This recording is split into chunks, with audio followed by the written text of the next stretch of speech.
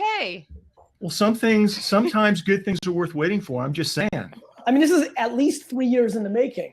It kind of feels that way. And after this weekend, Gary, I do know about you. That's what it feels like, 3 years in the making. The timing to decide to do this on a Monday in football. Like, Mitch, I know that we've had a couple of false starts on this, Jen, but the risk factor you guys took to take this after a Jets game and then for the Jets to go out and lose by 1 point and rip my entire heart out of my body, that's high risk. You weren't up by 21 over at the Chargers game and watched that dissipate into thin air, in the fourth quarter. So listen, Gary, it's good to have you here. I think the best part about this show so far is watching Jennifer carry us while you and I were trying to get this. We're getting on. Let's go on. He's a true superstar, Gary. I'm so glad that Jennifer's a co-host on the show. Real quick, let me do an abbreviated introduction, and then we're going to jump right in. We've got Gary Vaynerchuk on the show, CEO of VaynerMedia, best-selling author, keynote speaker, all-around Mr. Hustle, future owner of the New York Jets, although after this weekend, maybe he's got to change his mind on that thing. And welcome to the Huzza platform, Gary. Have you been on the platform before? I haven't, but this looks fantastic. It is freaking awesome. Wait till you see the co-founders, two young guys just tearing it up, and it's impressive. We've been on Spreecast, you and I, for many, many years, and they're doing it right on this platform. So let's roll right into the show. Let's talk NFL, by the way. Let's talk about Colin Kaepernick, 49ers. Sitting down, taking a knee, sharing, he's got something he wants to share with the country and with the world. Yes. If VaynerMedia was representing Cap, if VaynerMedia was representing the 49ers or the NFL, what type of stuff would you guys be doing right now on social to help Cap build his brand, share his story the right way? That's a very good, I guess there's no softballs on this show. Jesus Christ, Kaepernick off the top. You don't need softballs. So first, I think the number one thing that I love about social media, and I do it every day, I'm running a lot of Instagram ads lately, and I'm running them to a very young demo, and a lot of them think I'm annoying or over the top in a limited clip, which they're not wrong. I have all those tendencies in that 1 second. And so you get all this feedback. And what I love about the internet and social media is I've been able to spend the time to jump into the comment section and engage. If I was telling Kaepernick, advice, if we start there versus the 49ers or the logo, I would say to him, look, for the maximum impact, you have to understand that in today's world, on whatever issue you have to be willing to be in a place where you're listening and not just talking. And so I think, one of the things I think he's done quite well was his first post interview after the controversy, where he really was there with those reporters, took the heat, explained his issue. Plenty of people agree, plenty of people disagree. That's going to be with every issue. But I think one of the great opportunities for all of us, Mitch, Jen, after you go watch what everybody said about this on Twitter, for the people that say, Mitch, you sucked, you should have just let Gary and Jen talk.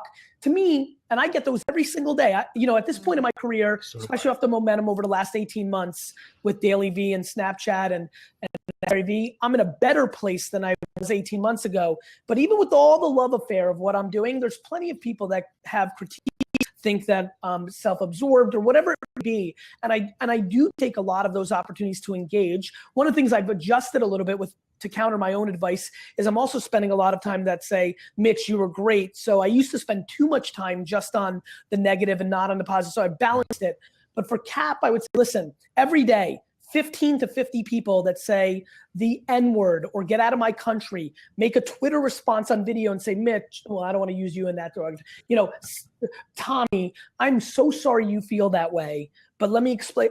People would be stunned to understand what deploying your ear versus your mouth does in these kind of events. And at some level, Mitch, I would say my answer would be similar to the Niners and the NFL with slight variations because one's a human, one's a big organization, one's the most gigantic of organizations. But I think humility and ears are always the best offense during times of controversy or when you're getting pushed back on.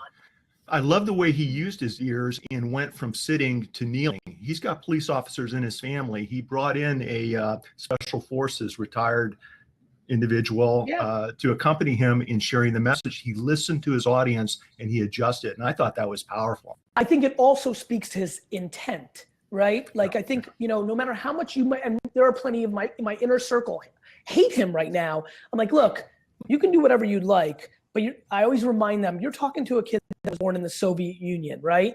And, and I'm just so grateful we're in a place where that's even allowed, because let me just remind everybody, if my grandfather did that during the Soviet national anthem, they would have killed him and buried him in Siberia immediately. And so we are all very lucky to be in this scenario. That's what's up. So speaking of our freedoms then, Gary, not to throw too many current events at you, but let's take it from the political angle. I mean, okay. we have both Trump and Clinton using all kinds of social media for the current campaigns, being very interactive from what we're seeing. But how would either you change it or would your company change it as far as the campaign strategies specifically for social? Yeah, I mean, I think, it sucks that I have to answer it similarly, but it's the truth. I mean, I think both candidates and every candidate running for mayor in a small town in Iowa or for the president of the United States, people don't understand that there's a reason this is called social media. This is not called media.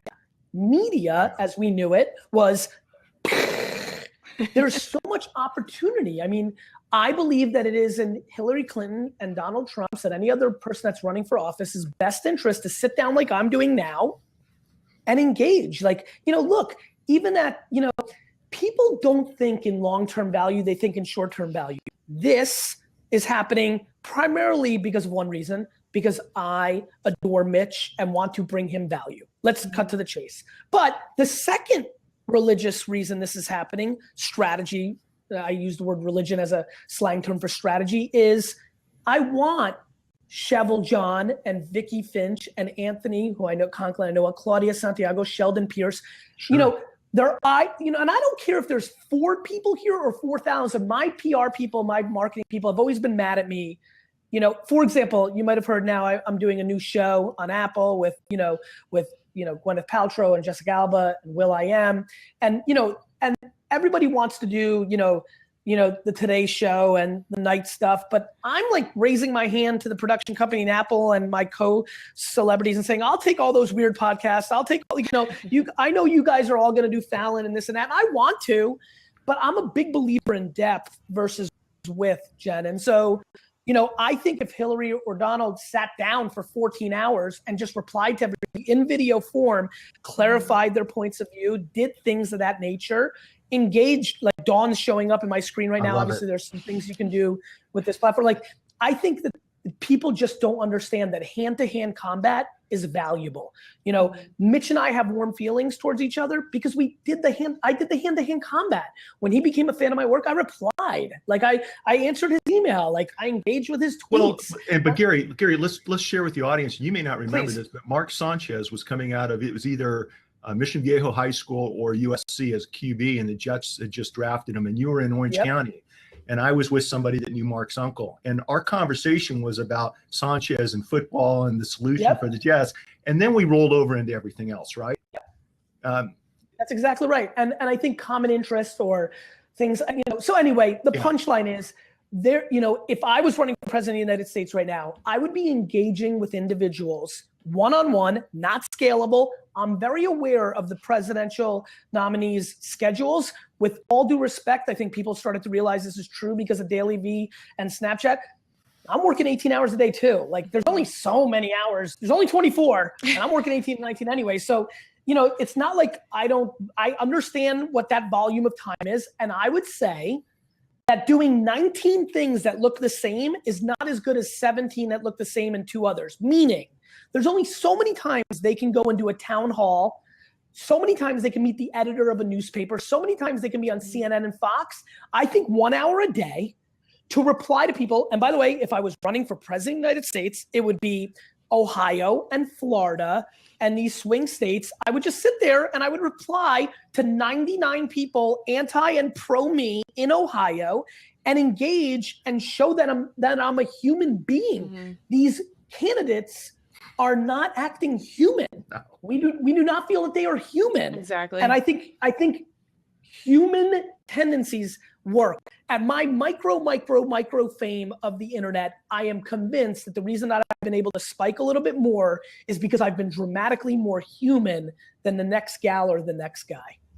And Gary, it looks like that you're getting quite a response from the suggestion of running for president. So that may be something you want to consider in the future. And I don't know if you know this breaks my heart, but I was not born in this country, and thus I can't run for it. And I promise you, and this is not a joke, I would have. I think I would do it.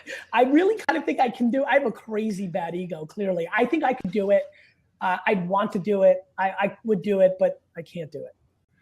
How fun it would be to see you show, continue to show your human side in that type of platform.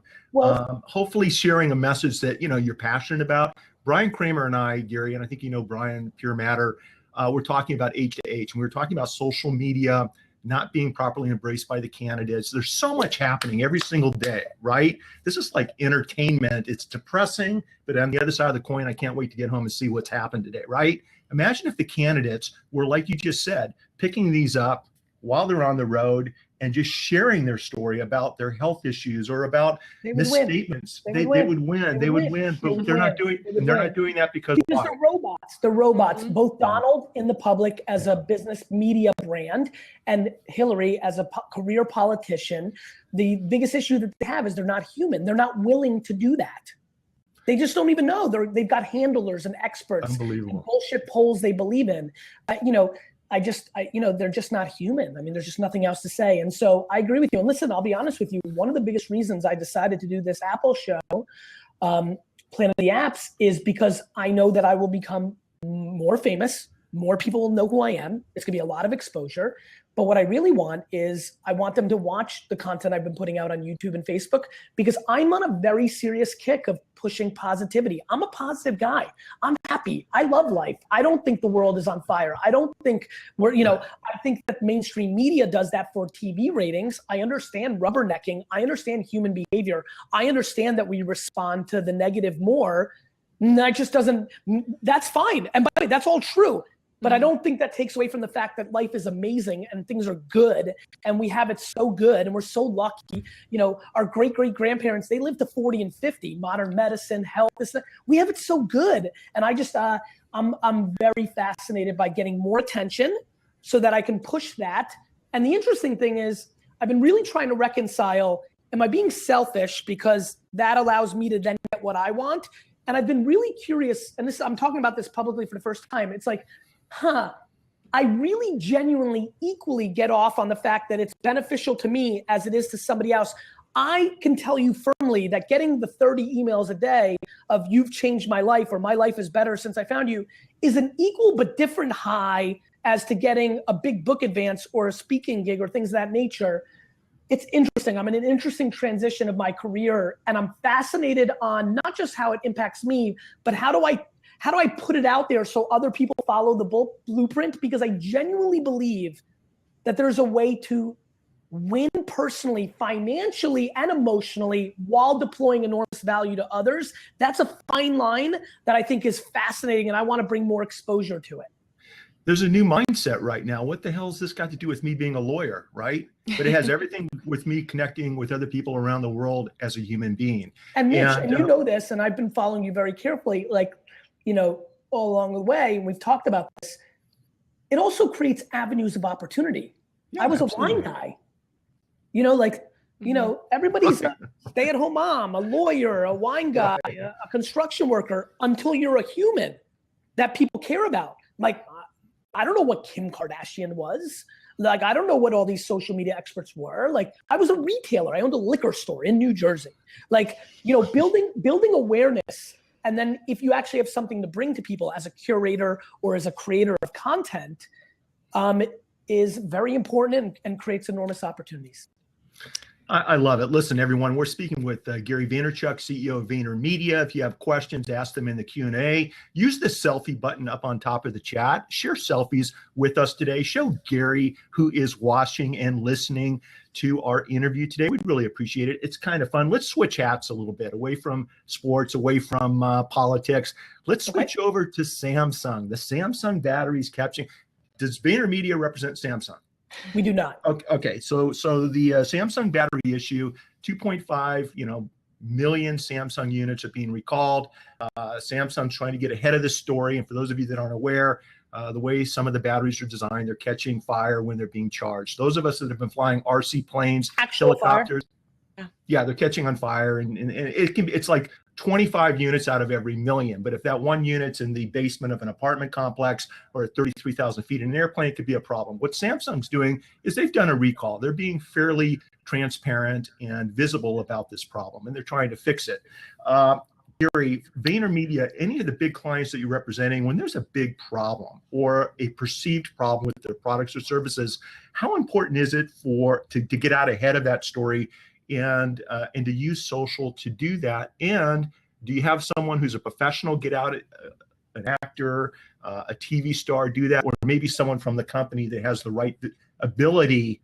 There's a lot of ways to do it. My preference is immediate offense. America doesn't care about the mistake. America cares about the cover up.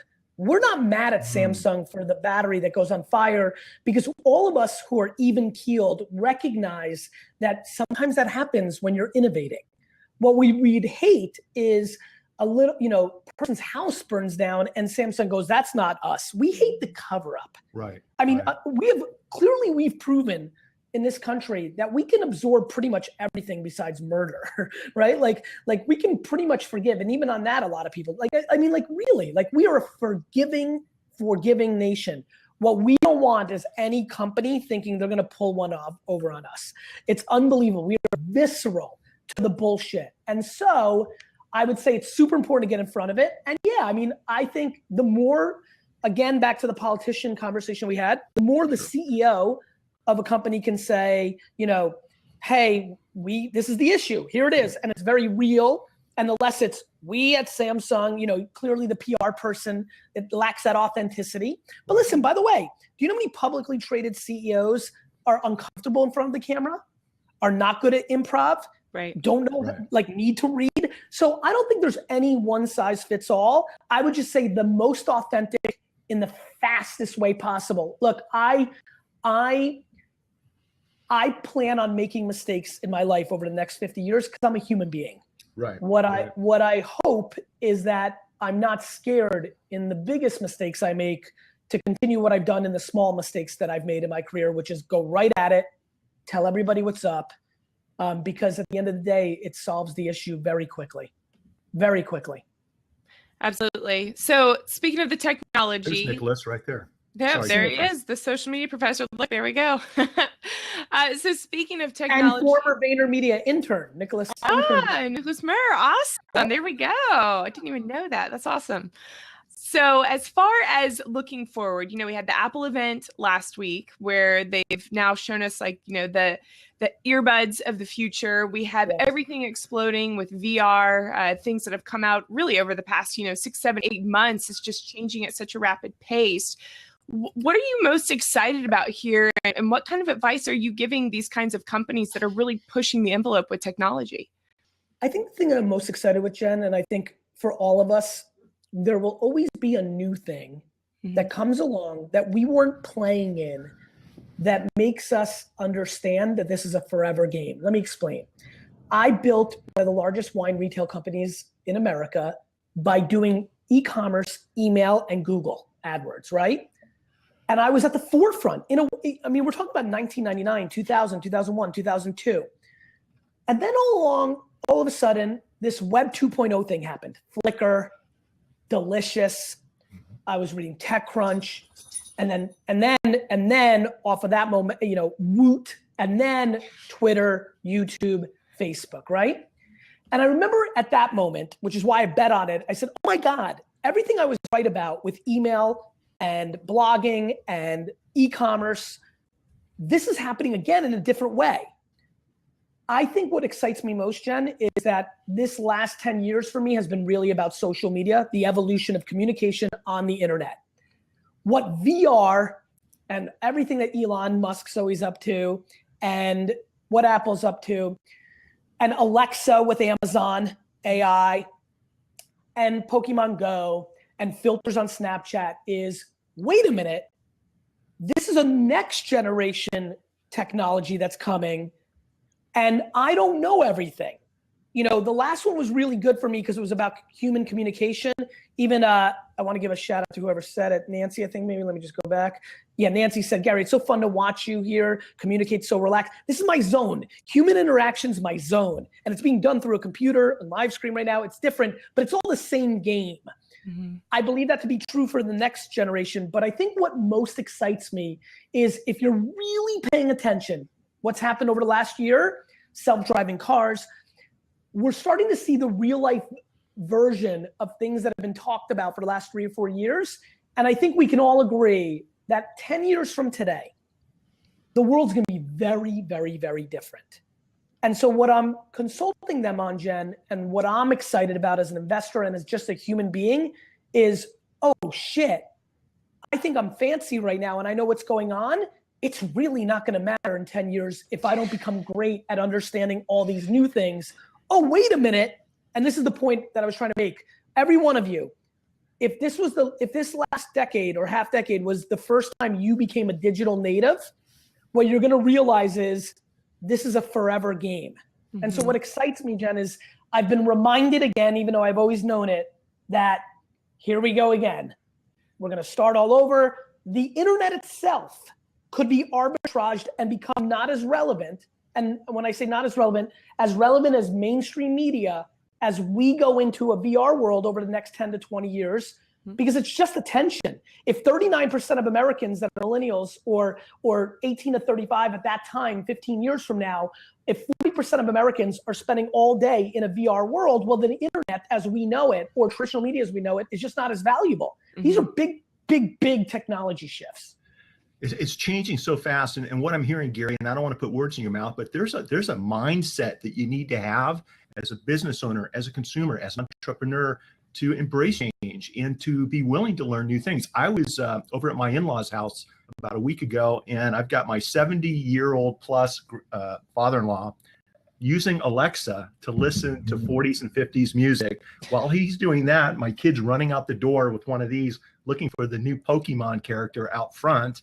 And I'm on my phone responding to emails and texts. There's 3 generations right there, really 4 generations of people using technology. Everyone's and the 70-year-old is using the most modern and most forward technology in that because it's easy to use. He just talks to it and it gives him the music. Right. And so yeah, I mean, I think, listen, can we just take a step back, Mitch, Jen, Jonathan Tripp, Chef Lizette, Jen Quinn, like, can we just take a step back? Does anybody understand what's happening right now? To do what we're doing right now, which is have 3 people doing video interaction with each other clean. This is very clean. So sweet. To have how many of our people watching right now, wherever they are, do you understand that if I told you, if I took this moment for all 100 plus of us and went back 15 years from ago and said, let me show you what you're gonna be doing exactly 15 years from today, we would all be like, holy shit. It's crazy. Forget about where we're going. How about just being captivated by the fact that we're living in this right this second? Right. Like this would be insane. We didn't even know the internet existed for a lot of us 15, 20 years ago. Well, here's the thing. The 3 of us and our guests, we're all doing this. We've taken the initiative to put ourselves out there, make mistakes, try out the platforms and do this. It takes a little bit of courage. And there's another question I want to put to the side because Professor Nicholas Meir, a lot of people don't know that story, Gary. Nicholas is a professor here in Orange County at Chapman University. He teaches business and marketing, social. And what Nicholas did is some reverse engineering. He approached you down in San Diego, and he's a friend of mine. He told me the story, and he approached you and wanted to intern with you and VaynerMedia in New York and see what you guys are doing in the real world so that he can bring that back to his classroom, right? That's right. And so he had a new mindset that a lot of professors don't have. Tell us a little bit about that experience, having Nicholas back in VaynerMedia, and what do you think he'll be bringing back to his classrooms here at Chapman University? So I think, from my perspective, it was just really smart on Nicholas's point. I mean, I think, I've been hard, top level, I'm tough on academia when it comes to the world we live in. But listen, it's only because I think it's hard even for the business world to keep up with the changes we're going through. And so for me, it was a very easy yes, because I'd interacted with Nicholas, virtually and physically. But more importantly, I was just thankful that here is a professor that wants to really bring value to his kids. I mean, Jesus, there's nothing else. And so for me, even though 40,000 million people ask us to spend a week here, spend a day here, literally hundreds of emails a week for me, like, hey, can I just sit in the office for a day? That was an easy yes for me, because I thought that, I'm always a big fan of like creating a case study that can be scaled by others, right? And so I thought, like, if people hear about this story, maybe they'll do it for other places. More professors will actually realize. I mean, do you know how many emails I got this month from kids starting class just saying, my God, this class is so irrelevant. I don't know if people really realize what's going on in marketing classes around the country at the top universities. It's a disaster. And it's a disaster because even the bloggers, do you know what kind of disaster some of the tastemakers and personalities in digital marketing right now that wrote a blog post today is? People are behind. It's just, there's a lot of that. So anyway, what I hope, listen, I didn't interact with Nicholas that much. He was on a show with me a week. I'm running around like an idiot. My hope is that he picked up a lot. I know I put him in a position to meet a lot of smart people that are at the forefront. And I guess the real answer to the question is I hope he brings back the truth and whatever that is. Mm. It's so funny that you mentioned that, Gary, that schools are behind the times. I recently spoke where I graduated from law school, and I was encouraging everybody. I said, yeah, the job market's tough. Make sure you are on all these social channels showing what you are an expert in, what you're interested in, what you enjoy doing. So that way you have something else besides this paper resume when you go to law school. And immediately the dean spoke up. An older professor spoke up, was like, oh, wait, but there's all these ethics rules and everything else. And I'm like, this is what is happening in so many classrooms. You know what? I'll tell you, you got to, as you go down this path, this is what's happened to me. At some level, you just realize you just got to keep saying it and you let the chips fall where they fall. Like, this is why winners win and losers lose. Like if you're going to look for the no, then you'll find the no and you'll be in the no camp. If you look for the yes, I mean, we have Chase as a client. We have alcohol brands as a client. Like, I'm all pharma clients. Like, I'm very aware of what's legal and not legal. Our head of counsel, Mark Yudkin, is at the forefront of this. By the way, you can do all this stuff. You've got to follow the rules. Newsflash, you have to follow the rules on everything you do. Exactly. Yeah, on or offline, right? That's right. So these are just people that don't want to embrace the new world, which is great because it leaves more for the people that do.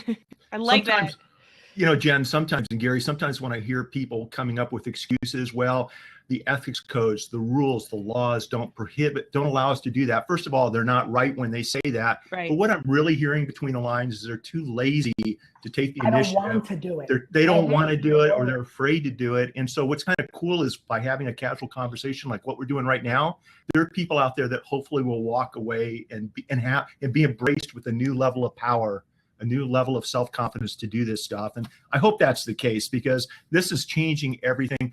Gary, when you were in San Diego as one of the events down there, it was either social media marketing world or you talked about how quickly business is changing.